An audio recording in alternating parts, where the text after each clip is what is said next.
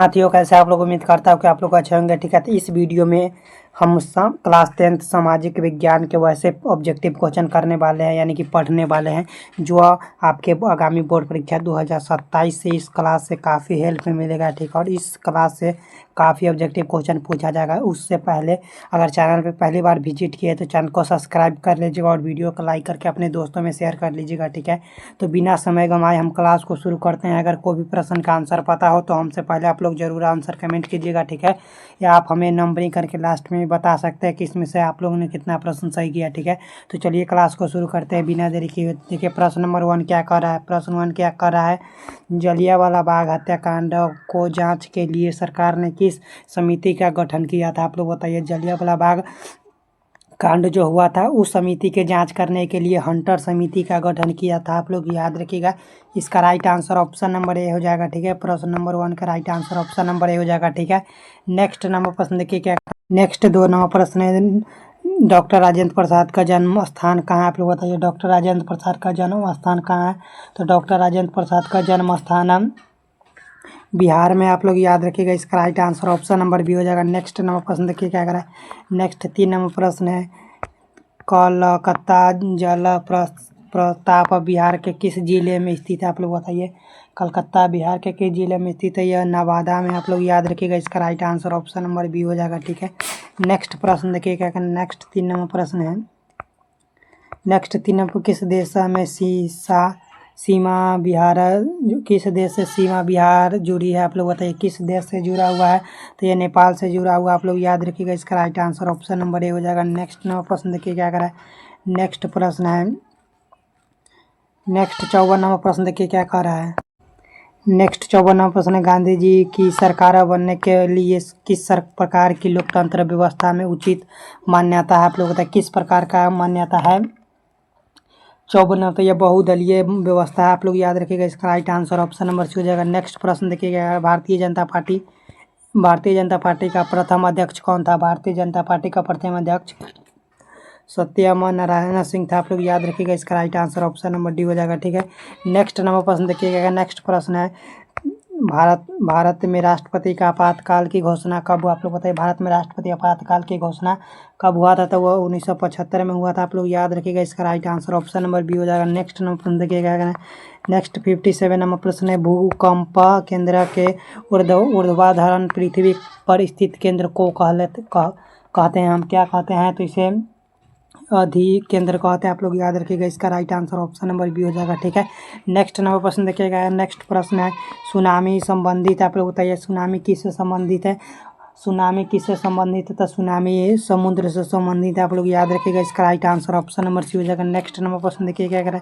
Next प्रश्न है, मलबे के नीचे दबे लोग का पता लगाने के लिए किस यंत्र का उपयोग होता है? आप लोग बताइए, किस यंत्र का उपयोग किया जाता है?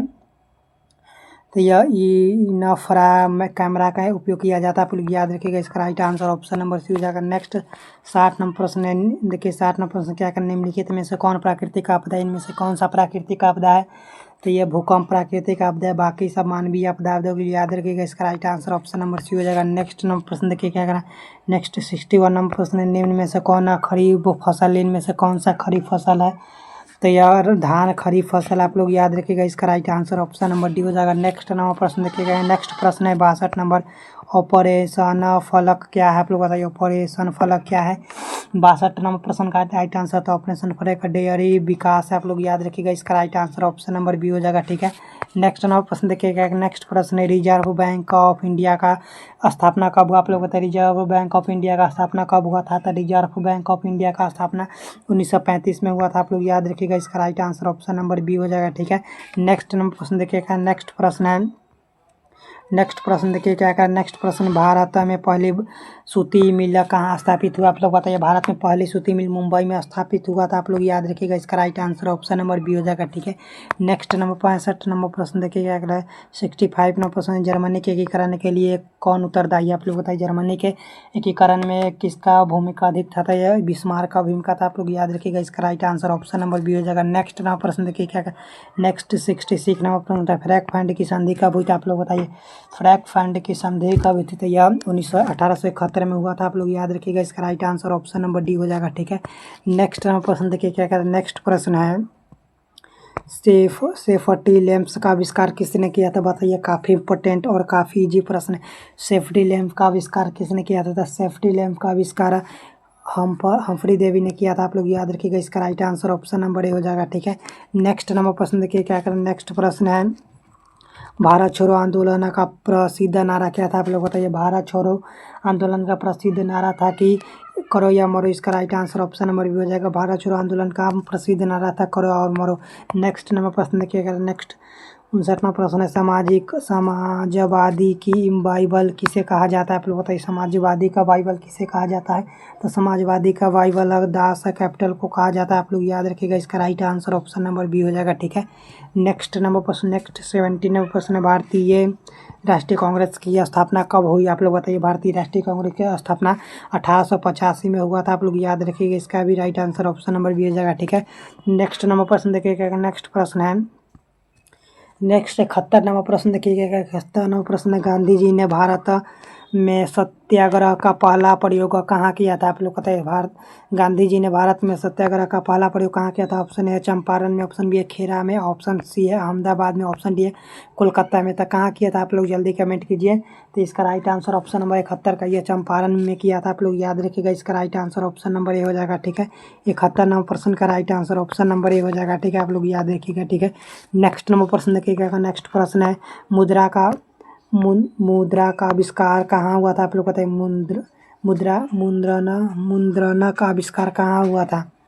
72 नंबर प्रश्न का राइट आंसर आप लोग जल्दी बताइए। इसका ऑप्शन है भारत में, ऑप्शन बी है जापान में, ऑप्शन सी है चीन में, ऑप्शन डी है अमेरिका में। तो कहाँ हुआ था मुद्रण का आविष्कार? सबसे पहले आविष्कार कहाँ हुआ था? तो मुद्रण का आविष्कार चीन में हुआ था। आप लोग याद रखिएगा। इसका right answer option number C हो जाएगा। ठीक है, इसका right answer option number C हो जाएगा।